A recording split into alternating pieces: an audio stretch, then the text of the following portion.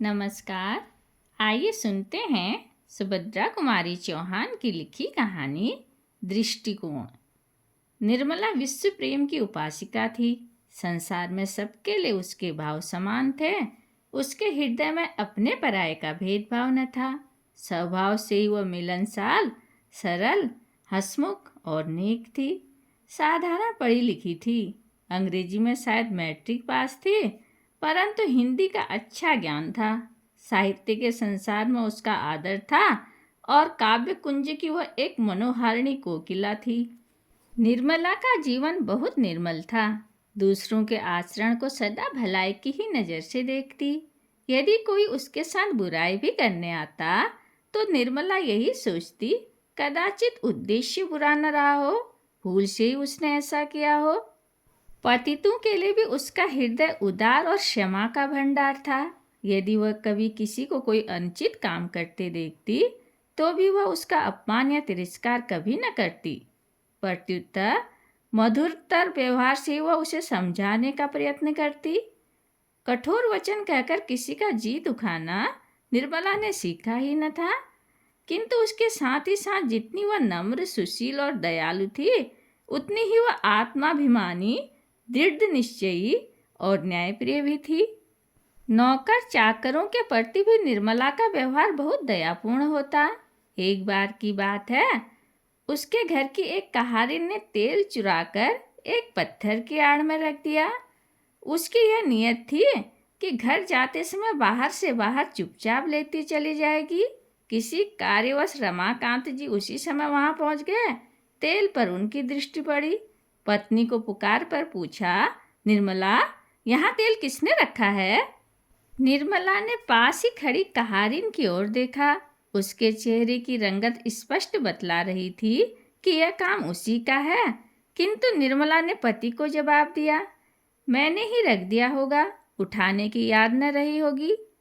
पति के जाने के बाद निर्मला ने कटोरे में जितना तेल था उतना ही और डालकर कहारिन को दे दिया और बोली, जब जिस चीज़ की ज़रूरत पड़े मांग लिया करो, मैंने कभी देने से इनकार तो नहीं किया। जो प्रभाव कदाचित डांट फटकार से भी न पड़ता, वह निर्मला के मधुर और दयापूर्ण व्यवहार से पड़ा। बाबू रमाकांत जी का स्वभाव इसके बिल्कुल विपरीत था। थे तो वह डबल MA प्रोफेसर, साहित्य सेवी और देशभक्त, उज्जवल चरित्र के नेक और उदार सज्जन, पर फिर भी पति पत्नी के स्वभाव में बहुत भिन्नता थी। कोई चाहे सच्चे हृदय से भी उनकी भलाई करने आता तो भी उसमें उन्हें कुछ न कुछ बुराई जरूर दिख पड़ती। वे सोचते, इसकी तह में अवश्य ही कुछ न कुछ भेद है, कुछ न कुछ स्वार्थ होगा, तभी तो ये भल मनसाहत दिखाने आया है, नहीं तो मेरे पास आकर इसे ऐसी बात करने की आवश्यकता ही क्या पड़ी थी। पतितों को वो बड़ी घृणा की नज़र से देखते, उनकी हंसी उड़ाते। गिरने वाले को एक धक्का देकर वे गिरा भले ही दें, किंतु बाँह पकड़कर उसे ऊपर उठा के वे अपना हाथ अपवित्र नहीं कर सकते थे। वे पतितों की छाया से भी दूर दूर रहते थे। अपने निकट संबंधियों की भलाई करने में यदि दूसरे की कुछ हानि भी हो जाए तो उन्हें उसमें अफसोस न होता था। वे सज्जन होते हुए भी सज्जनता के कायल न थे। कोई उनके साथ बुराई करता तो उसके साथ उससे दूनी बुराई करने में उन्हें संकोच न होता था। पति पत्नी दोनों को अलग खड़ा करके यदि ढूंढा जाता तो अवगुण के नाम से उनमें तिल के बराबर भी धब्बा न मिलता। ब्याह जगत में उनकी तरह सफल जोड़ा, उनके सदस्य सुखी जीवन कदाचित बहुत कम देख पड़ता।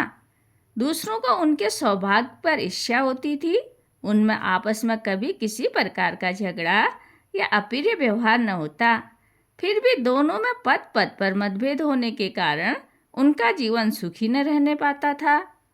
शाम सुबह निर्मला दोनों समय घर के काम काज के बाद मील मील तक घूमने के लिए चली जाती थी। इससे शुद्ध वायु के साथ साथ कुछ समय का एकांत मिलता, जो उसे कोई नई बात सोचने या लिखने के लिए सहायक होता। किंतु निर्मला की सास को बहू की यह हवाखोरी न रुचती थी। उन्हें यह संदेह होता कि यह घूमने के बहाने न जाने कहाँ कहाँ जाती होगी, न जाने किस किस से मिलकर क्या क्या बातें करती होगी। प्राय वह देखा करती कि निर्मला किधर से जाती है और कहाँ से लौटती है। एक बार उन्होंने पूछा भी, तुम गई तो इधर से थी, उस ओर से कैसे लौटी? निर्मला इसका क्या जवाब देती, हंसकर रह जाती। किंतु निर्मला की सास बहू की इस चुप्पी का दूसरा ही अर्थ लगाती। उन्हें निर्मला का आचरण पसंद न था, उसके चरित्र पर उन्हें पद पद पर संदेह होता। किंतु इन मामलों में जब वह स्वयं रमाकांत को ही उदासीन पाती तो उन्हें भी मन महसूस कर रह जाना पड़ता था, क्योंकि रमाकांत के सामने भी निर्मला घूमने निकल जाती और घंटों बाद लौटती। अन्य पुरुषों से उनके सामने भी स्वच्छंदतापूर्वक बातचीत करती, परंतु रमाकांत इस पर उसे जरा भी न दबाते। किंतु कभी कभी जब उनसे बर्दाश्त न होता तो वे रमाकांत से कुछ न कुछ कह बैठती, तो भी वे यही कहकर कि इसमें बुराई क्या है टाल देते। उनकी समझ में रमाकांत इस प्रकार माँ की बात न मानने के लिए पत्नी को सह देते थे, इसलिए वे प्रत्यक्ष रूप से तो निर्मला को अधिक कुछ न कह सकती थी, किंतु अप्रत्यक्ष रूप से कुत्ते बिल्ली के बहाने ही सही अपने दिल का गुबार निकाला करती। निर्मला सब सुनती और समझती, किंतु वह सुनकर भी न सुनती और जानकर भी अनजान बनी रहती। वह अपना काम नियम पूर्वक करती रहती, इन बातों का उसके ऊपर कुछ भी प्रभाव न पड़ता। कभी कभी उसे कष्ट भी होता, किंतु वह उसे प्रकट न होने देती। वह सदा प्रसन्न रहती, यहाँ तक कि उसके चेहरे पर शिकन तक न आती। वह स्वयं किसी की बुराई न करना चाहती थी, उसके विरुद्ध चाहे कोई भी करता रहे।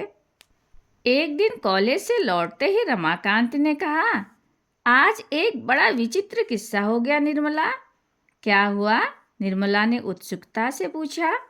घृणा का भाव प्रकट करते हुए रमाकांत बोले, हुआ क्या? यही कि तुम्हारी बिट्टन को न जाने किससे गर्भ ठहर गया है और अब 4-5 महीने का है। बात खुलते ही आज वह घर से निकाल दी गई है। उसके मायके में तो कदाचित कोई है ही नहीं, सड़क पर बैठी रो रही है। बिट्टन बाल विधवा थी, जन्म ही की दुखिया थी, इसलिए निर्मला सदा उससे प्रेम और आदर का व्यवहार करती थी। बिट्टन की करुणाजनक अवस्था से निर्मला कातर हो उठी। उसने रमाकांत जी से पूछा, फिर उसका क्या होगा? अब वह कहाँ जाएगी? रमाकांत जी ने उपेक्षा से कहा, कहाँ जाएगी? मैं क्या जानूं, जैसा किया वैसा भोगेगी। निर्मला के मुंह से ठंडी आह निकल गई। कुछ देर बाद न जाने क्या सोचकर वह दृढ़ स्वर में बोली, तो मैं जाती हूँ, उसे लिवा लाती हूँ। जब तक कोई दूसरा प्रबंध न हो जाएगा वह मेरे साथ रह जाएगी। रमाकांत घबरा कर बोले, नहीं नहीं, ऐसी बेवकूफ़ी करना भी मत। उसे अपने घर लाकर क्या अपनी बदनामी करवानी है? तुम्हें तो कोई कुछ न कहेगा, सब लोग मुझे ही बदनाम करेंगे। निर्मला ने दयाद्र भाव से कहा, अरे तो इतनी छोटी छोटी सी बातों से क्यों डरते हो? परमात्मा तो हमारे हृदय को पहचानेगा। मुझे तो उसकी अवस्था पर बड़ी दया आती है। तुम कहो तो मैं अभी जाकर उसे लिवा लाऊं। रमाकांत के कुछ बोलने से पहले ही उनकी माँ बोल उठी, ऐसी औरतों का तो इसे बड़ा दर्द होता है, घर में बुलाने जा रही है, जाए कहीं भी मुंह काला करे। पर याद रखना, खबरदार, जो उसे घर में बुलाया तो मैं अभी से कही देती हूँ, अगर उस छूत ने घर में पैर भी रखा तो अच्छा न होगा। निर्मला धीरे से बोली, अगर वह आ ही गई तो फिर क्या करोगी अम्मा जी? अम्मा जी क्रोध से तिलमिला से उठी, तड़प कर बोली, मार के लकड़ी से पैर तोड़ दूंगी, और क्या करूंगी? तू तो रामू के सिर चढ़ाने से इतनी बढ़ चढ़ के बोल रही है, सो मैं रामू से डरती नहीं। तेरा और तेरे साथ रामू का भी मिजाज ठंडा कर दूंगी। ऐसी बदजात औरतों की परछाई में भी रहना पाप है। उसे घर में बुलाने जा रही है। निर्मला ने कहा, पर अम्मा जी, यदि वह आई तो मैं दूसरों की तरह उसे दरवाजे पर से दुत्कार तो न दूंगी। मैं तो यह कहती नहीं कि उसे सदा अपने घर में रखा जाए, पर हाँ, जब तक उसका कोई प्रबंध न हो जाए तब तक अगर घर के एक कोने में पड़ी रही तो कोई हानि न होगी। और कौन वह हमारे चूल्हे चौके में जाएगी? आखिर बेचारी स्त्री ही तो है, भूलें किससे नहीं होती। अम्मा जी क्रोध में आकर बोली, एक बार कह दिया कि उस राण को घर में घुसने न दूंगी, बार बार जबान चलाई जा रही है। वह तो अपनी कोई नहीं है, कोई अपनी सगी भी ऐसा करती तो मैं लात मार कर निकाल देती। अब बार बार पूछकर मेरे गुस्से को न बढ़ा, नहीं तो अच्छा न होगा। निर्मला ने नम्रता से कहा, पर वह तुम्हारा क्या बिगाड़ेगी अम्मा जी, मेरे कमरे में पड़ी रहेगी और तुम चाहो तो ऐसा प्रबंध कर दूं कि तुम्हें उसकी सूरत भी न दिखे। और फिर अभी से इस पर इतनी बहस ही क्यों? वह तो तब की बात है जब वह हमसे आश्रय मांगने आए। अम्मा जी का क्रोध बढ़ा और कहने लगी, तेरे कमरे में रहेगी और मुझे उसकी सूरत न दिखेगी तो क्या दूसरी बात हो जाएगी? कैसे उलटफेर से बात करती है? तुझे अपने पढ़ने लिखने का घमंड हो तो उस घमंड में न भूली रहना।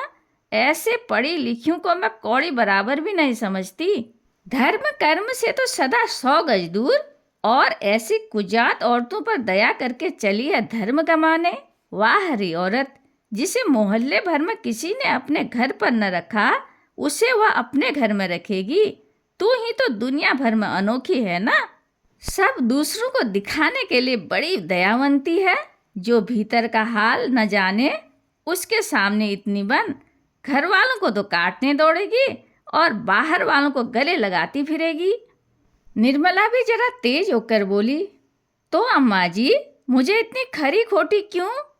बीच ही में निर्मला को डांटकर चुप करते हुए रमाकांत बोले, तो तुम चुप न रहोगी निर्मला? कब से सुन रहा हूँ, जबान कैंची की तरह चल रही है। तुम्हारे हृदय में बिट्टन के लिए बड़ी दया है और तुम उसके लिए मरी जाती हो तो जाओ, उसे लेकर किसी धर्मशाला में रहो। मेरे घर में तो उसके लिए जगह नहीं है। निर्मला को भी अब क्रोध आ चुका था। उसने भी उसी प्रकार तेज स्वर में कहा, तो क्या इस घर में इतना भी अधिकार नहीं है मेरा कि यदि मैं चाहूँ तो किसी को 1-2 दिन के लिए भी ठहरा सकूं? अभी उस दिन तुम लोगों ने बाबू राधे लाल जी का इतना आदर सम्मान क्यों किया था? उनके चरित्र के बारे में कौन नहीं जानता? उनके घर ही में तो वेश्या रहती है, सो भी मुसलमानी, और वह उसके हाथ का खाते पीते भी हैं। फिर बेचारी बिट्टन ने क्या इससे भी ज़्यादा कुछ अपराध किया है? अम्मा जी गरज उठी। अब उनका साहस और बढ़ गया था, क्योंकि अभी अभी रमाकांत जी निर्मला को डांट चुके थे। वे बोली, चुप रह, नहीं तो जीभ पकड़कर खींच लूंगी। बड़ी बिट्टन वाली बनी है, बिचारी बिट्टन, बिचारी बिट्टन। तू भी बिट्टन सरीखी होगी, तभी तो उसके लिए मरी जाती है ना। जो सती होती हैं वे तो ऐसी औरतों की परछाई भी नहीं छूती। और तो राधे लाल के लिए क्या कहा करती है? वह तो फूल पर का भौरा है, आदमी की जात है, उसे सब शोभा देता है। 1 नहीं 20 औरतें रख ले, पर औरत आदमी की बराबरी कैसे कर सकती है? निर्मला ने सतेज और दृढ़ स्वर में कहा, बस अम्मा जी, मैं अब ज़्यादा न सुन सकूंगी। मैं बिट्टन सरीखी हूँ या उससे भी बुरी, किंतु इस समय वह निराश्रिता है, कष्ट में है। मनुष्यता के नाते मैं उसे आश्रय देना अपना धर्म समझती हूँ और दूंगी। अब रमाकांत जी को बहुत क्रोध आ गया था। वे कमरे से निकलकर आंगन में आ गए और आग्नेय नेत्रों से निर्मला की ओर देखते हुए बोले, क्या कहा? तुम बिट्टन को इस घर में आश्रय दोगी? निर्मला भी दृढ़ता से बोली, जी हाँ, जितना इस घर में आपका अधिकार है उतना ही मेरा भी है।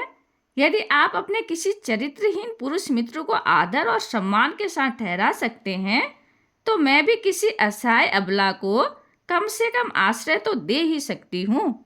रमाकांत निर्मला के और भी नजदीक जाकर कठोर स्वर में बोले, मेरी इच्छा के विरुद्ध तुम यहाँ उसे आश्रय दोगी?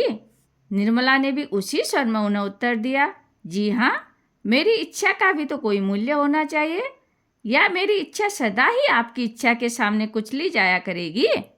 अब रमाकांत जी अपने क्रोध को न संभाल सके और पत्नी के मुंह पर 3-4 तमाचे तड़ातड़ जड़ दिए। निर्मला की जबान बंद हो गई। बाबू रमाकांत क्रोध और ग्लानि के मारे कमरे में जाकर अंदर से सांकल लगाकर सो रहे। अम्मा जी दरवाजे पर रखवाली के लिए बैठ गई कि कहीं बिट्टन किसी दरवाजे से भीतर ना जाए। इस घटना के लगभग 1 घंटे बाद बिट्टन को जब कहीं भी आश्रय न मिला, तब उसने एक बार निर्मला के पास भी जाकर भाग्य की परीक्षा करनी चाहिए। दरवाजे पर ही उसे अम्मा जी मिली। बिट्टन को देखते हुए कड़ी ललकार के साथ बोली, कौन है? बिट्टन, दूर, उधर ही रहना, खबरदार जो कहीं देहली के भीतर पैर रखा तो। बिट्टन बाहर ही रुक गई। निर्मला पास पहुंचकर शांत और कोमल स्वर में यह कहती हुई कि बिट्टन, बाहर ही बैठो बहन, मैं वहीं तुम्हारे पास आती हूँ, देहली से बाहर निकल गई। बिट्टन और निर्मला दोनों बड़ी देर तक लिपट कर रोती रहीं। निर्मला ने कहा, तुम्हारी ही तरह मैं भी बिना घर की हूँ बहन। यदि इस घर पर मेरा कुछ भी अधिकार होता तो मैं तुम्हें इस कष्ट के समय कहीं भी न जाने देती। क्या करूँ, विवश हूँ। किंतु तुम मेरा यह पत्र लेकर मेरे भाई ललित मोहन के पास जाओ, वे तुम्हारा सब प्रबंध कर देंगे। उनका स्थान तो तुम जानती ही हो, पर रात के समय पैदल जाना ठीक नहीं। यह रुपया लो, तांगा कर लेना। ईश्वर पर विश्वास रखना बहन, जिसका कोई नहीं होता उसका साथ परमात्मा देता है। निर्मला ने 10 रुपया बिट्टन को दिए। वह पत्र लेकर चली गई। निर्मला घर में आई, एक चटाई डालकर बाहर बरामदे में ही पड़ी रही।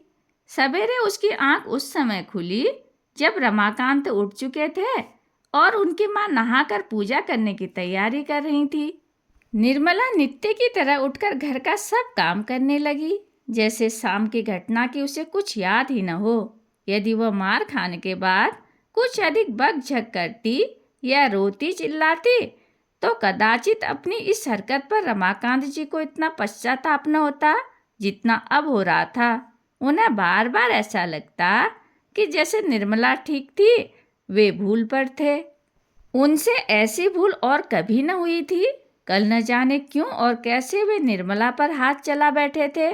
उनका व्यवहार उन्हीं को 100 बिच्छुओं के दंशन की तरह पीड़ा पहुंचा रहा था।